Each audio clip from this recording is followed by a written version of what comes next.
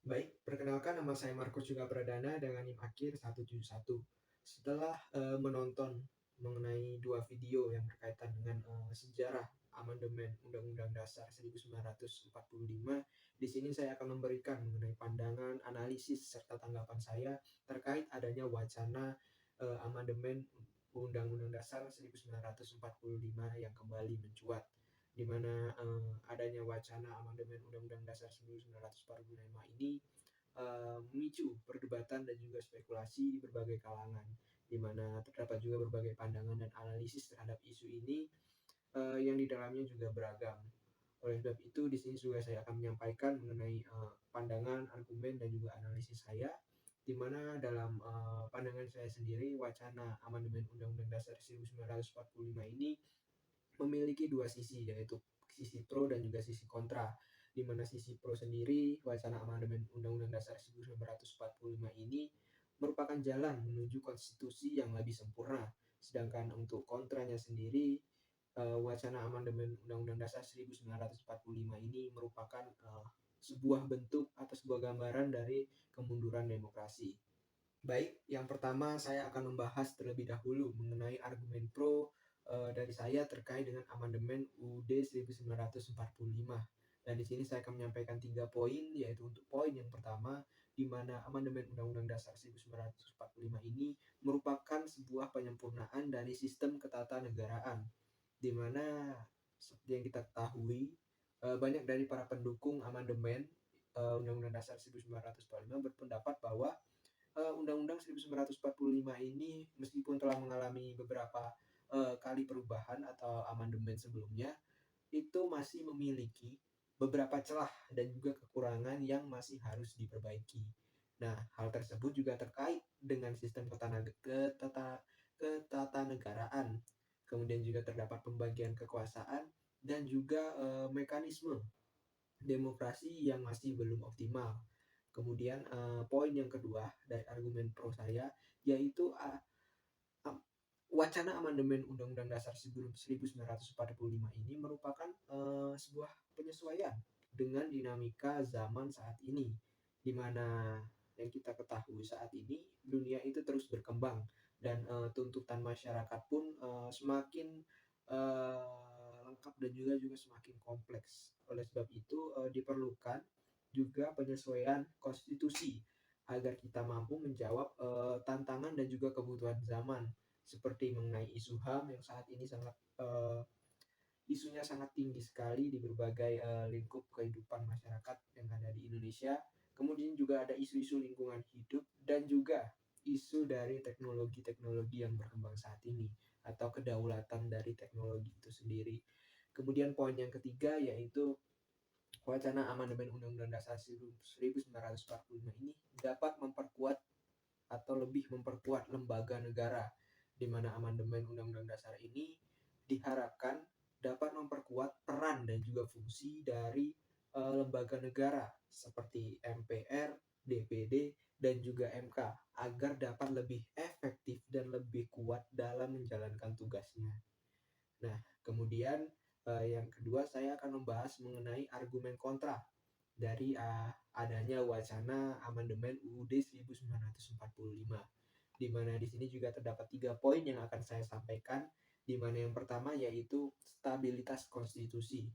Nah, dari argumen kontra ini saya ingin memberikan analisis bahwa wacana amandemen Undang-Undang Dasar 1945 ini akan memicu stabilitas konstitusi, di mana seringnya amandemen terjadi itu dikhawatirkan dapat mengganggu stabilitas konstitusi dan juga memicu ketidakpastian hukum yang ada di negara Republik Indonesia ini.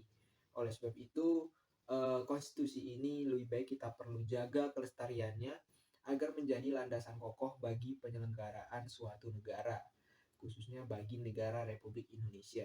Kemudian poin yang kedua yang ingin saya sampaikan yaitu terdapat potensi dari penyalahgunaan kekuasaan, di mana ini merupakan sebuah bentuk dari kekhawatiran lain uh, yang akan terjadi jika amandemen Undang-Undang Dasar 1945 ini kembali dilakukan, di di mana hal tersebut akan membuka celah bagi penyalahgunaan kekuasaan oleh pihak-pihak tertentu untuk kepentingan pribadi maupun kepentingan golongan.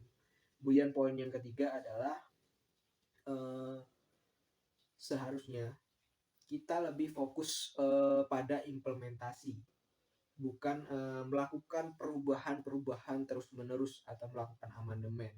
Di mana alih-alih kita melakukan amandemen, lebih baik kita fokus pada implementasi Undang-Undang Dasar 1945 secara lebih konsisten dan juga dilakukan secara lebih efektif, di mana kita dapat memperkuat jalannya penegakan hukum dan juga meningkatkan kualitas demokrasi yang ada di Indonesia. Hal tersebut mungkin dirasa menurut saya lebih baik ataupun lebih penting daripada merubah konstitusi. Berdasarkan argumen pro dan kontra tersebut, saya memberikan analisis dan juga tanggapan bahwa wacana amandemen Undang-Undang Dasar 1945 ini perlu dikaji dengan lebih cermat kembali dan juga lebih mendalam dengan mempertimbangkan berbagai aspek yang ada di kehidupan masyarakat dan juga melibatkan partisipasi publik yang lebih luas. Eh, Perlu diingat juga bahwa amandemen konstitusi ini merupakan sebuah langkah besar dan juga bukan sebuah langkah kecil. Oleh sebab itu kita tidak boleh terlalu terburu-buru dan juga tanpa ada pertimbangan yang matang.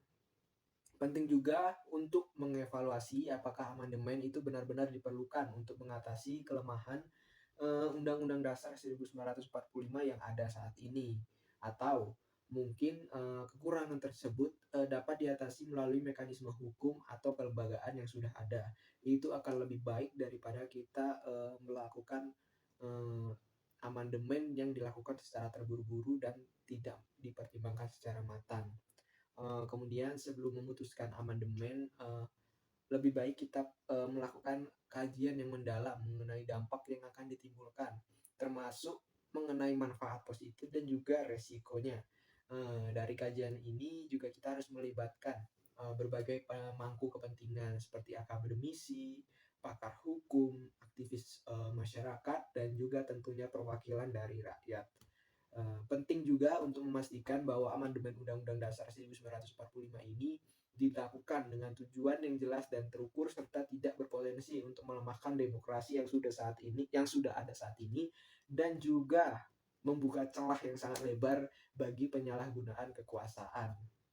Dan sebagai kesimpulan akhir, wacana amandemen Undang-Undang Dasar 1945 ini memang menghadirkan sebuah dilema antara kebutuhan untuk menyempurnakan konstitusi dengan potensi dan resikonya, di mana keputusan untuk melakukan amandemen ini haruslah didasarkan pada pertimbangan yang matang, partisipasi publik yang luas, dan analisis yang mendalam mengenai dampaknya bagi demokrasi dan juga stabilitas bangsa.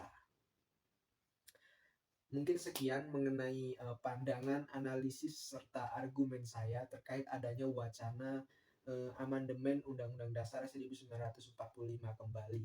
Lebih kurangnya saya mohon maaf. Sekian, terima kasih.